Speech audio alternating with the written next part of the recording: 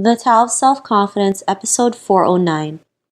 Welcome to the Tao of Self-Confidence, where I share stories of amazing women who have discovered their inner journey to self-confidence. Visit our website at thetaoofselfconfidence.com. Your inner journey to self-confidence awaits. Well, hello friend. Welcome to the Tao of Self-Confidence, where I share stories of amazing women who have discovered their inner journey to self-confidence. I'm your host today, Sheena Yap-Chan, and today I have a phenomenal lady on the show today. She's an actress and a filmmaker, and I'm just really excited to have her on today to share her story. So without further ado, I'm going to introduce you to Kristine Gerolaga. Kristine, how are you today? Maybe you can fill in a little bit more about yourself to our listeners. Hi, Sheena. Thanks so much for having me. I'm doing great. I hope you're doing well as well. I am a Bay Area native. I was born in San Francisco, Bay Area, and have lived there for most of my life. I just recently moved over to Los Angeles, where I reside now. I've been here for about 2.5 years, and I've just been going hard at the acting and filmmaking career as an Asian American woman. Awesome. Well, thanks for sharing that. And Kristine, what's your cultural background? I am Filipina American. Awesome. Well, thanks for sharing that. And what would be your favorite self-confidence quote? I absolutely love this quote by Carrie Fisher. I believe it's from one of her books that I didn't get a chance to read, but it's so inspiring to me and seriously been one of the things that I have been reading back to myself whenever I start to get a little less confident in my choices or whenever I'm feeling some kind of fear. And that quote is, "Stay afraid, but do it anyway. What's important is the action. You don't have to wait to be confident. Just do it, and eventually the confidence will follow." And I just love that so much, and everything that says about embracing the fear and moving forward anyway. Thanks for sharing that. And that's a great quote, especially, we all feel fear, right? Sometimes fear stops us from doing something, but really fear should be our motivator to, take action on whatever it is we want to do, whether it's to be an actress, to travel the world, to live your own life. I think if we see it as a motivator, rather the opposite, then we can go out there and do amazing things. So I really love that quote. And in your own words, how do you define self-confidence? I would define self-confidence as really just, being unapologetically you and true to yourself, which is something that I am constantly working toward for me, because that's something I struggle with still to this day. But I would have to say just being absolutely unapologetic.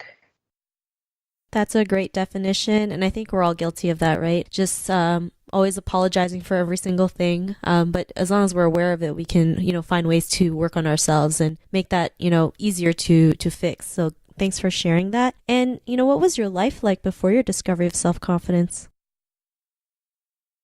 Before, and I it's even hard for me to say that I've discovered self-confidence because, it's a constant journey for me and it's a constant back and forth. And there's like these waves of feeling confident and then the waves of feeling, not so confident. And I could say that when I'm not feeling confident, it's just this feeling of, where I'm second guessing myself constantly. Yeah, I'm constantly apologetic about, my ideas, my work, my opinions, my appearance especially, and like just always being afraid of what people think of me. That's basically what it's like for me when I'm not feeling confident at all. Thanks for sharing that. And I think that's something we all go through, right? The fear of like what other people think of us, especially in the world of like social media. We see photos on Instagram and Facebook and we're so great at the comparing game. But we have to realize like sometimes it's like what you see is not always real. There's filters, there's editing, it's not real and raw. And I'm not saying that all of them are like that, but I think we have to remember like, this is just a picture, don't take it so seriously. I know it's easier said than done, but when we work on when we do work on ourselves, it does get easier. And what was that point in your life when you realize you're more than enough, you can go out there and, be the person that you are today, being an actress and a filmmaker? What was that aha moment? Well, actually, it's one of my favorite things that I've been learning as an actor and, as a filmmaker is that, like, especially in this industry where people think they have it all figured out, like, and in life in general, I just realized no one has it all figured out. And that, like, having that knowledge that no one has it all figured out is really liberating to me. Like it gave me this sense of freedom that, okay, you know what? I don't have to impress anyone. What I need to work on is just bettering myself and impressing myself. And, that will make me the best version of me to not only me, but to everyone else who's watching what I do. So that favorite things to discover in recent months. Thanks for sharing that. I think that's important to know that, when we first start something, or even if we're doing something, we don't always have it, all figured out. Like, I remember when I first started this, I didn't even know what a podcast was, to be honest. But I knew it was something that I would love to use to spread the message. Then, I figure, well, I can figure it out along the way, right? I mean, we might make some mistakes, make some mistakes along the way, try to figure out something that'll take 2 hours, but in the end, it's all worth it. And I think the more we realize, like, it's not, like, we don't always have to figure it out in the moment, or we don't always have to figure everything out before we start something. We just do it along the way. Like you mentioned, life just gets easier and lighter. And, because of that, what's your life been like now?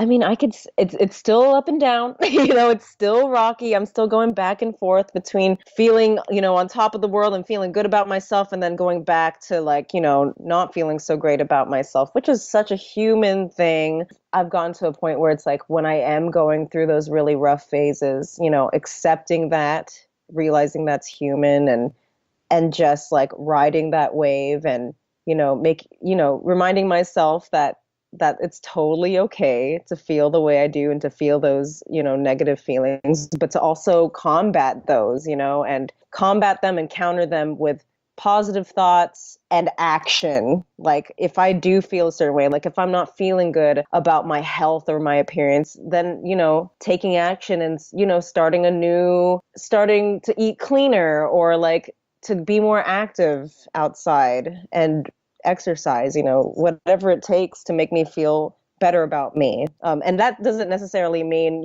getting slimmer or getting my bikini body, but to me, it means, like, just feeling better, like, inside, so that I can go and do more things, And I guess one thing I really am doing now that, like, whenever I do feel good about myself, is embracing rejection instead of fearing it. Because once I discovered that, like, embracing rejection got me to more acceptance, I was just able to, move on faster with things I wanted to do instead of being afraid to ask for things I needed or help.